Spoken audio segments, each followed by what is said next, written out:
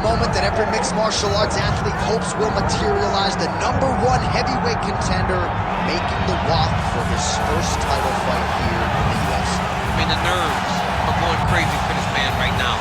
He's so nervous. Has he done everything he needs to do? Has he not left any stone unturned? He says that he has prepared. He says that his body's ready. His mind's ready. He feels physically good in the spot. He's taking on a long-reigning champion. If he's going to get this done, it's going to take something truly special. He does not believe jitters will be a factor here tonight. He has built his career methodically to this point. We'll see if we hear the words "and new" by night's end. Jon Jones enters the octagon with his mind set on one thing tonight, that UFC championship belt.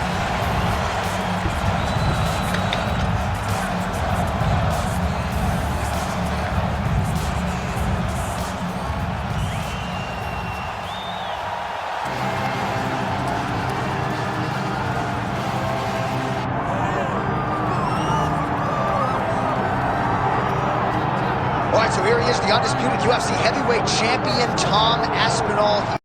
He has put UK on the map, and certainly Michael Bisping and Leon Edwards deserve a lot of credit, but now the UK has a heavyweight champion, and he hasn't even arrived at his fighting prime. We heard a lot about the grappling of Tom Aspinall and just how good he was in that realm. His striking is outstanding. He's got the power to go with the speed. He moves as well with the footwork as any heavyweight on the roster.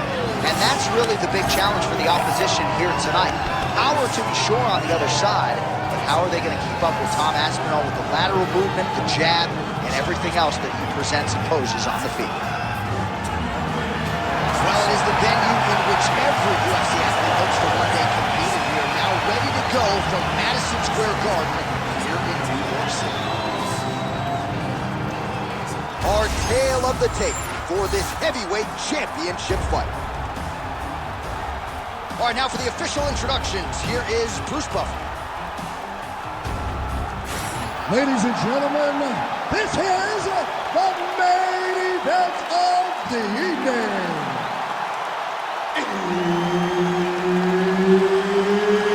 It's time! 5 rounds for the undisputed UFC Heavyweight Championship of the world. Introducing first, fighting out of the blue corner, presenting the challenger, Jon Bones Jones.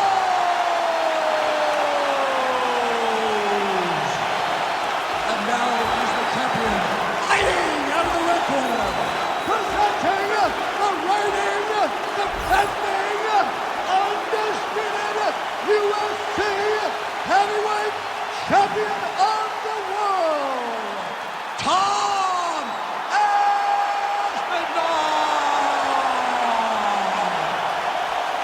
Herb Dean, our referee for this one. Ready. Good. All right, so we get another look at Jon Bones Jones here tonight. He immediately takes the center of the octagon. We'll see if he goes to the striking here early. You know he can also grapple with the best of them, but an obvious reach advantage yet again for Jon Bones Jones tonight. 84.5 inches. He's hurt away. Bad. Oh, he's still. Look at that. He can't even stand.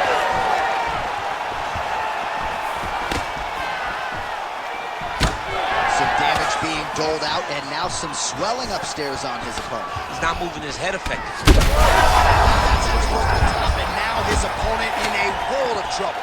Beautiful level change. Make him think you're going low and then come right over the top with that beautiful overhand. Great punch. Oh, got the hand free and landed out of the clinch position. Big double leg level change. Oh, nicely done there as he escapes back to his feet. Well, at this point, DC, I'm not sure if he's just biding his time or just trying to get some extra reps, but go finish them. It seems like the guy's playing with his food. You know, he's having a good time out there. Everything's working. The wrestling, but that reach is a very powerful thing in modern-day mixed martial arts. It's one thing to have a reach advantage. It's another thing to use it as masterfully as Jon Jones has done in the past. All right, no surprise to see Johnny Bones Jones open with some of those long-range weapons and finding some early success in this one. That's exactly what he does. He throws the front kick to the leg, and he throws those lead kicks to the body. He's long, 6'4" for the weight class, and he has learned masterfully how to fight with his height and his range. All those long-range weapons are John Jones's calling card. All right, champ, starting to see some swelling upstairs now. But he's taking way too many shots to the head. You gotta move your head. You cannot be on a straight line. Otherwise, you will take shots, and that shot and those shots leads to your face starting to swell. Well, we'll see if he can turn this defense into offense, but he's doing a great job blocking shots here tonight. As of right now, he's thinking more defensively, and he's doing a great job of not taking any damage. Both fighters throwing heat now. Oh, nice inside leg kick, yeah.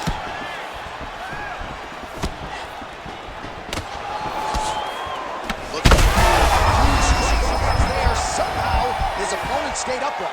I mean, he's still on his feet, but he's not up by much. It's work. You need to work. Well, no denying that he rocked him, but couldn't quite get the finish. He hurt him real bad. Oh, you hurt him again, bro. Under 2 minutes now to go.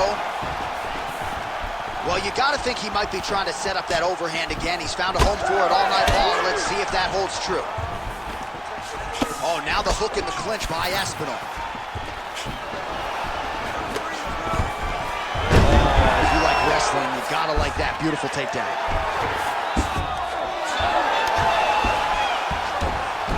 He's got to be careful here.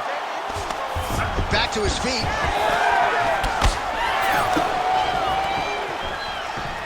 Oh, there's the swing, and there's the miss by Aspinall. Right now, it seems as though the referee has closed his distance, monitoring the action closely. I think there's potential to stop this fight due to sweating. Yeah, it's only a matter of time.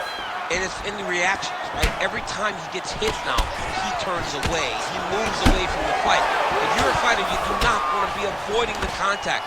So how could he not when he's been beaten this bad? Oh, good block there.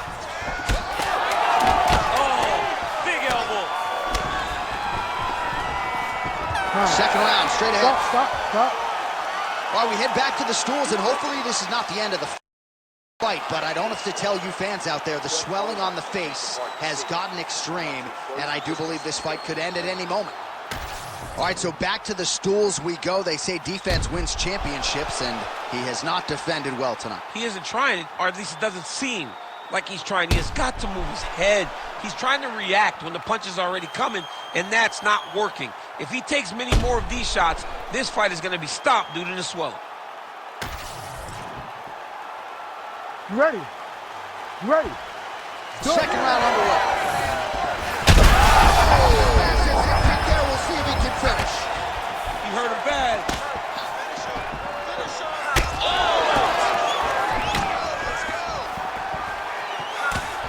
Nice jab there by Johnny Bones, and man, what Daniel Cormier would do to him.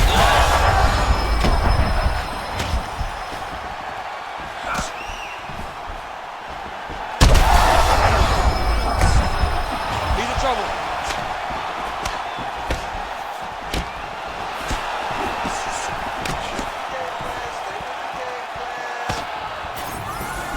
Nice punch to the head.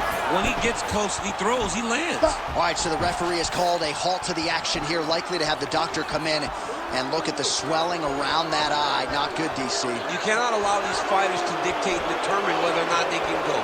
When you have this type of swelling, you got to take a close look to see if the guy can compete. Yeah, that's going to do it. All right, fans don't like it, but he was rendered essentially a one-eyed fighter, and that is the end. It goes into the books as a TKO via doctor stoppage. Well, he looks upset at the doctor's decision, but in time, he will accept that this is probably better for his fighting future. Got to play better defense.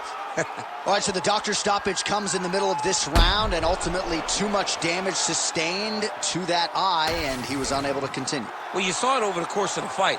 The swelling got worse and worse, and over time, the referee has to truly think about the well-being of the fighter. In doing that, called in the physician came and took a look, and you see the decision that was made. We go to Bruce Buffer for the official decision. Ladies and gentlemen, the doctor has called a stop to this fight, declaring the winner by TKO, and still the undisputed UFC heavyweight champion of the world,